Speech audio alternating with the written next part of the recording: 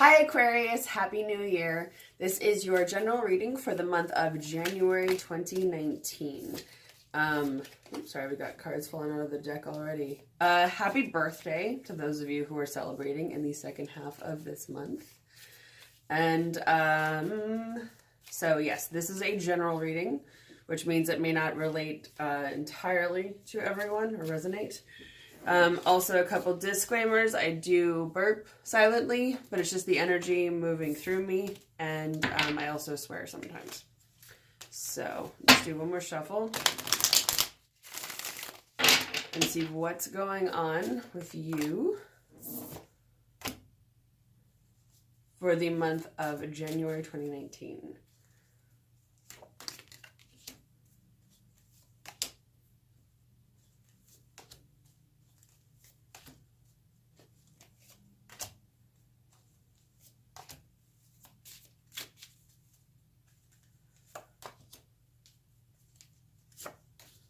Okay, so getting out of the ties that bind. I feel like with this, it's really getting out of a sticky, difficult, tempestuous. I was going to say situation, but I'm hearing is locking religion. So you're getting out of something that feels like you're bound. You don't want to be there. Somebody placed you there, almost like a damsel on train tracks, only in between a bunch of swords, which you can get yourself out of. It's not impossible. It might hurt a little bit, but you can do it. It's a situation that you know you can get yourself out of deep down. Also, energy you're feeling right now.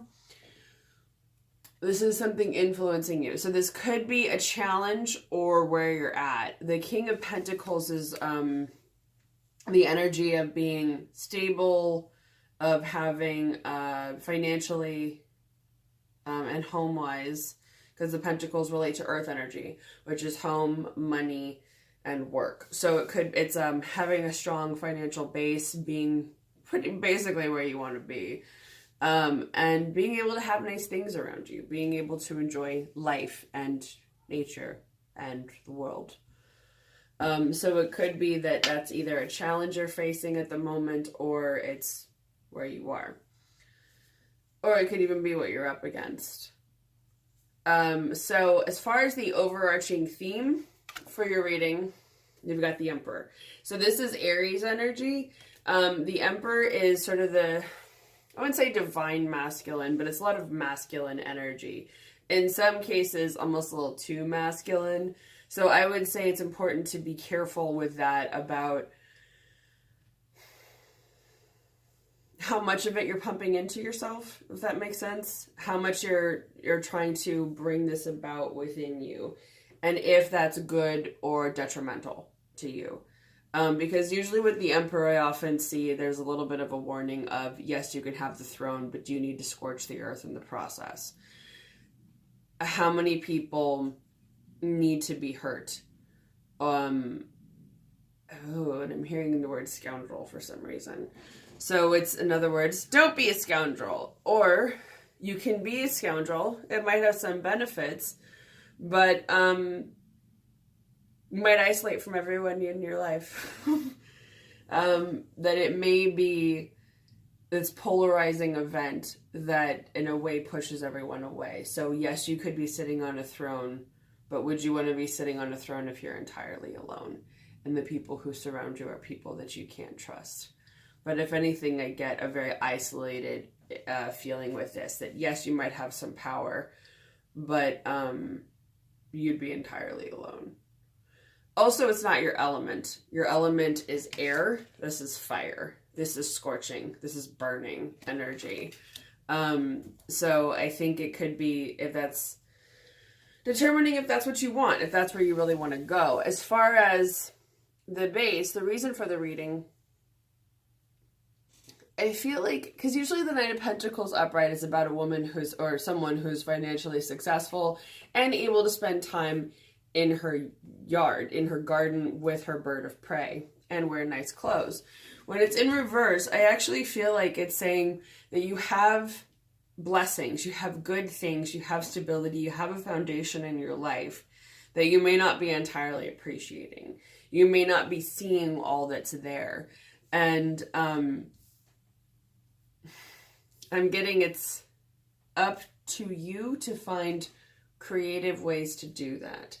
So how can you spend time in your garden or the equivalent thereof? How can you spend time in your home, your space, your job, with your friends, in your life, and be able to kind of sit there and notice whatever it is and take stock and take inventory and say, I am grateful for these things, for these people, for this home, for this food, for these clothes, for this shelter. And I think it will take being in that for you to fully see that way and feel it, if you know what I mean. So as far as the short-term outcome, we've got the Star in reverse. Now, this is actually your card. This is the card for the sign of Aquarius. And even though, well, it's the water bearer, but it's about seeing the light in the dark and having hope. Now, when it's also the card for your sign, I take it as you may not be feeling fully in your element or yourself. You may not feel fully in your capabilities. And the lesson of the card is to have hope. So I think it's, are you seeing the light in the dark? Are you seeing the good in the world, even if it seems like it's full of evil? Are you, which could also mean, what's the narrative that you're telling yourself? What are the news sources that you're looking at? What are the stories that you're reading? What are the posts that you're commenting on? What are the conversations that you're engaging in? What is it that you choose to pay attention to every day? And what is it that you then see? You know, there's that phrase, you can choose your thoughts like you choose your clothes. But I think part of it too is, what is the narrative that's being told to you that you are then spouting back into the world? And there's something in that with what you put out is what you get back in, that I think is important with this. So it's important to find your own emotional equilibrium and find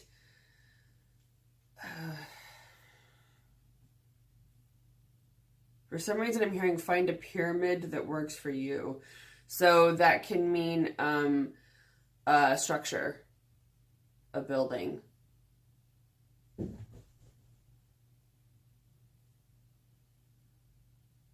Yeah. What type of structure is it that works for you? Which I think structure could mean stability, structure in your own life, of building structure within your life, of building stability, of the type of empire you want to build. What does it look like? Does it look like the pyramids of Egypt? Or does it look like Angkor Wat? Or does it look like the Taj Mahal? Or does it look like the skyline of New York City? You know, so it's a matter of, in your personal world, in your personal life, in your vision of yourself, what does that look like? Is it positive? Is it negative? Is it happy? Is it sad? Is it glamorous? Is it rustic? Is it adventurous? Is it unique? You know, what is that? Because it should be uniquely you, whatever that is. And I feel like that's internally, yeah, that's about your internal, external worldview of what is the structure that you want to build. Which relates to this, which is where you are now. I often see the Page of Swords as looking for new opportunities. So once you determine that, what are the new opportunities that you're on the lookout for? If you want to seek out more happy stories, more good news, you want to do more fun things with your friends and family, what are those things? If you want to bring up happier topics, what are the things you'd rather talk about? What do you geek out about? Because if it's history, let me know. And then as far as what's influencing you, could be a romantic relationship. The Two of Cups I usually see as a romantic relationship, but it's really any relationship, whether it's a friendship, partnership, business partnership, where you have an even emotional exchange, where you're feeding each other an even amount, and it feels very balanced and harmonious. So that's something that's, I feel like, a positive influence for you right now. And it's funny because in some ways it relates to the water bearer because you've got the 2 cups there. So you've got emotions flowing, but I feel like not out of control and not in a bad way, in a good way, actually. And then as far as the outcome goes, you've got the 5 of Swords in reverse, which means that any conflict, which could be mental, because the 5 of Swords is usually, the swords are, they're your energy, air energy, but it's also intelligence, thoughts, wisdom, knowledge.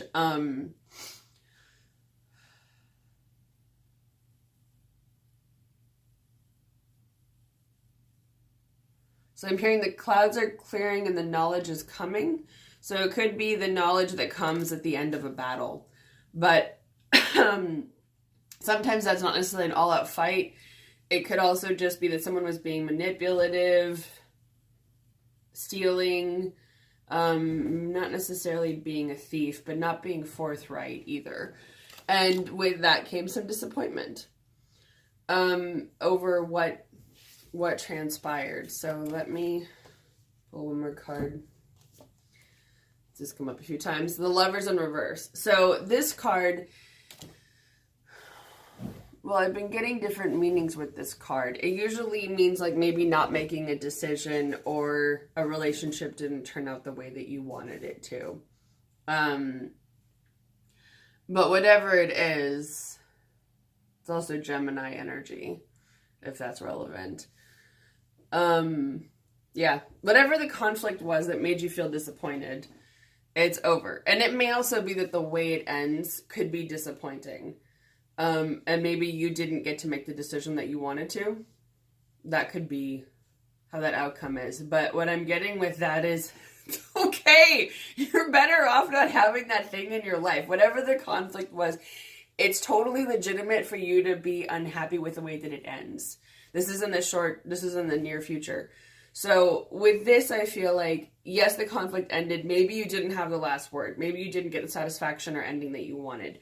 But you're done. It's good. Like, acknowledge your feelings. Vent to your friends. It's totally fine. Be glad that it's over. Be glad that you're done with it. Whatever it was, you wanted no more part in that. And it was a minor influence anyway, so it's not like a huge thing. But, yeah. I would say, thank your lucky stars, it's over. So, yeah. Even if it's not the outcome you wanted, you're still better off. And it's probably has something to do with getting out of whatever this thing was. And maybe even making you doubt yourself. So anyway, that is your reading for the month of January. I hope you all have a wonderful month, and I'll see you again next month.